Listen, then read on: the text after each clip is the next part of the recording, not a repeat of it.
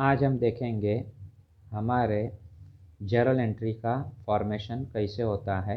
लेकिन journal entry का formation सीखने के पहले हमको यह पहचानना होता है कि जब भी बिज़नेस का ट्रांजैक्शन होता है तो उस ट्रांजैक्शन में क्या क्या इन्वॉल्व है, यानी कि क्या लेन देन हो रही है। तो आज के लेक्चर में हम सिर्फ इस लेन देन को समझेंगे, यानी something we have received and we have given. कुछ हमने पाया, कुछ हमने खोया। बस उसी को दो एस्पेक्ट को हमको देखना है। जर्नल एंट्रीज हमेशा बिजनेस के ट्रांजैक्शंस की होती है। अगर वो बिजनेस का ट्रांजैक्शन नहीं है, बिजनेसमैन का पर्सनल है, जैसे बिजनेसमैन अपने दोस्तों के साथ मूवी देखने गया, पिक्चर देखा, वहाँ पे उसने पैसे उड़ाए, तो उन ट्रांजैक्शंस का रिकॉर्डिंग बिजनेस की बुक में नहीं होगा, क्योंकि वो उसकी पर्सनल लाइफ है। उसी प्रकार अगर मान लो बिजनेस में समझो कोई बहुत अच्छा वर्कर था और वो वर्कर चल बसा, तो उसके डेथ हो गया, तो वो वर्कर का डेथ का एंट्री नहीं करेंगे, क्योंकि वो ट्रांजैक्शन नहीं है। हाँ, अच्छे वर्कर चले जाते हैं तो धंधे को नुकसान तो है, लेकिन उसकी एंट्री नहीं की जाती, क्योंकि वो मॉनेटरी ट्रांजैक्शन नहीं है। सो ये दो बात को ध्यान में रखना है कि वो ट्रांजैक्शन होना चाहिए, दूसरी बात वो बिजनेस का ट्रांजैक्शन होना चाहिए। तो यहाँ पर हम लोगों को दिया है कुछ एग्जाम्पल, जैसे convinced business with cash ₹20,000। Businessman ने ₹20,000 डालकर अपना बिजनेस चालू किया। धंधा चालू करने के लिए चाहिए पैसा। बिजनेसमैन ने ₹20,000 लगाकर अपना बिजनेस चालू किया। तो ये जो बिजनेस चालू किया ₹20,000 लगाकर, तो बिजनेस में अगर देखें तो बिजनेस में कैश आ रहा है और प्रोप्राइटर इज़ द गिवर। बस इतना हम कह सकते हैं। एक जो बिजनेसमैन अपने बिजनेस में लगाता है पैसा या पैसे की कोई वस्तु, उसे कैपिटल कहा जाता है, और धंधे में कैश आया। अब जब भी हम ये कोई ट्रांजैक्शंस को देखेंगे, तो इन ट्रांजैक्शंस को देखने के समय हमारा सबसे पहला जो बात होता है वो होना चाहिए इस एस्पेक्ट के ऊपर, कि क्या वो कैश ट्रांजैक्शन है, यानी कि क्या इसमें कैश आ रहा है कि जा रहा है। इसे हम कैश अकाउंट के नाम से जानेंगे, और ये कैश अकाउंट सबसे पहले हमारे सामने होना चाहिए। अगर कैश बिजनेस में आया तो डेबिट होता है, और कैश बिजनेस से जाता है तो क्रेडिट होता है। तो सबसे पहली नज़र हमारी कैश पे होनी चाहिए। यहाँ कमिंस्ड बिजनेस का मतलब बिजनेस चालू किया। बिजनेसमैन ने बिजनेस चालू किया ₹20,000 लगाकर, यानी बिजनेस में ₹20,000 आए, सो कैश कम्स इन हो रहा है।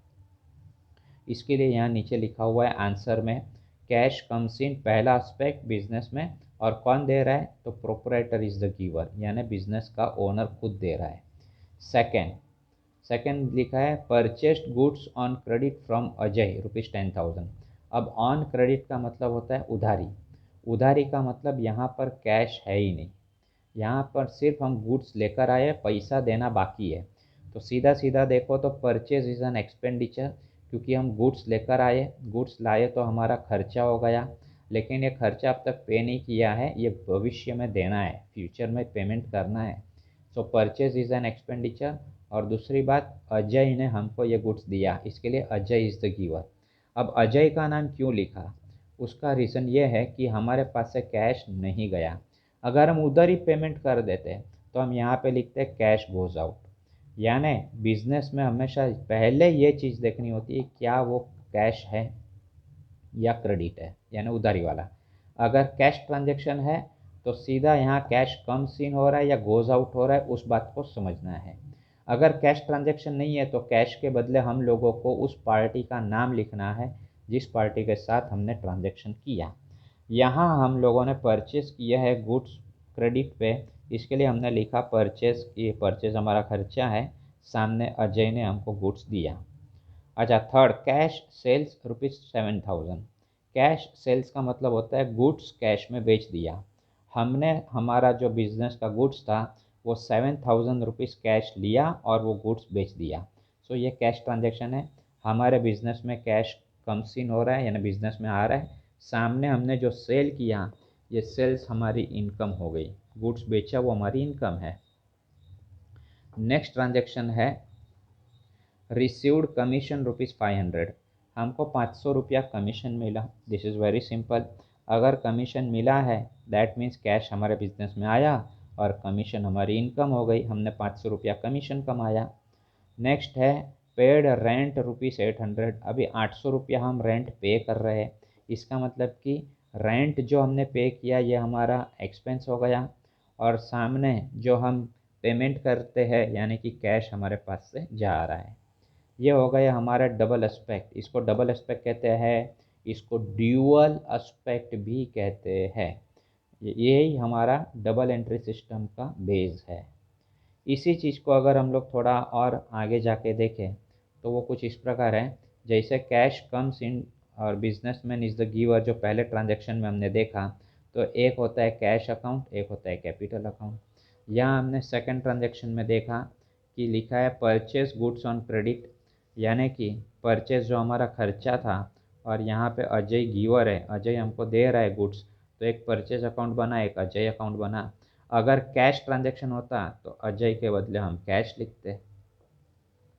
उसके बाद में कैश सेल्स 7000, यानी हमने गुड्स बेच दिया और 7000 रुपया ले लिया, तो ये हमारा हो गया कैश कम्स इन, यानी बिजनेस में कैश आया, और सेल्स तो हमारी इनकम है, यानी कैश अकाउंट और सेल्स अकाउंट, ऐसे दो अकाउंट यहाँ पे क्रिएट होते हैं।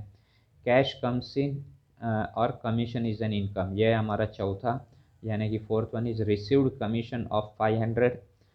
कमीशन मिला यानी कैश आया, और कमीशन हमारी इनकम है, सो कैश अकाउंट और कमीशन अकाउंट।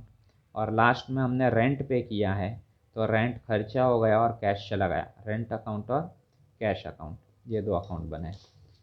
इसके अंदर और एक स्टेप अगर हम अंदर जाते हैं तो हम लोगों को इसके क्लासिफिकेशन को लिखना है, यानी कि ये कौन सा रूल है। जैसे हमने बिजनेसमैन ने बिजनेस स्टार्ट किया था, तो कैश आया, बिजनेसमैन ने दिया, तो cash account capital account. Cash account real account है, कैपिटल अकाउंट पर्सनल अकाउंट है। ये हमने हमारे लास्ट लेक्चर में देखा था कि कैश यानी हमारा प्रॉपर, रियल यानी सारी प्रॉपर्टी होती है, बिजनेस का असेट होता है, सो कैश भी हमारा असेट है। कैपिटल हमारा रिप्रेजेंटेटिव अकाउंट है, यानी पर्सनल अकाउंट। गुड्स खरीदा, परचेस किया, तो हमारे खर्चे हो गए, परचेस तो नॉमिनल अकाउंट है। और अजय, देखो ये जिंदा आदमी का नाम है, तो नाम होता है, वो होता है हमारा पर्सनल अकाउंट। उसके बाद में cash comes in and sales is an income, हमने गुड्स बेचा तो कैश आया, तो कैश तो रियल है और सेल्स हमारा नॉमिनल है। इन बातों को याद ही रख लेना है हमको कि कैश रियल अकाउंट है, परचेज सेल्स नॉमिनल है, और कोई भी पार्टी का नाम आया तो वो हमारा पर्सनल है। वापस से cash comes in, commission is an income, हमने कमीशन रिसीव किया, यानी कैश हो गया रियल, कमीशन हो गई हमारी इनकम। इनकम और लॉस ये दोनों नॉमिनल अकाउंट होते हैं। Lastly rent is an expense, rent पे किया तो एक्सपेंस जो होता है, rent is an expense, rent account जो कि नॉमिनल सारे खर्चे और इनकम, यानी इनकम एंड एक्सपेंस नॉमिनल है, तो रेंट भी हमारा एक्सपेंस है। और कैश गोज़ आउट, यानी कैश अकाउंट हमारा रियल है। आपको आगे का ये क्वेश्चन है जो जिसमें हम लोगों को फाइंड आउट करना है डबल एस्पेक्ट वापस से, उसके बाद में two aspects and two accounts कौन से है ये, और उसके बाद में two aspects and two accounts and classification, ये तीनों हम लोगों को करना है, जो हम करेंगे हमारे नेक्स्ट लेक्चर में। Thank you.